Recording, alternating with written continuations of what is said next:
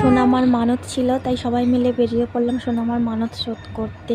এই সবার সঙ্গে তোলা কিছু ছবি ও গ্রামের পরিবেশ সবার খুব ভালো লাগে। আমার তো ভালো লাগে গ্রাম, তো বেশি যাওয়া হয় না। যাওয়ার সময় কিছু ছবি যেতে যেতে তুললাম। তো এবার সবুজে সবুজ মাঠ। এবার সোনামাকে নিয়ে মন্দিরে গেছি চুল নাড়া করার জন্য। সোনামাকে নিয়ে বসে আছি। এবার সোনামা তো ভয় পেয়ে আছে।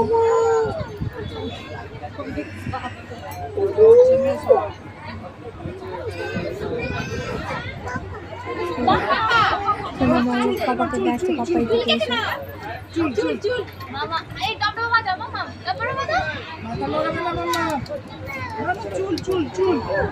পাপা ওকে বোঝাচ্ছে।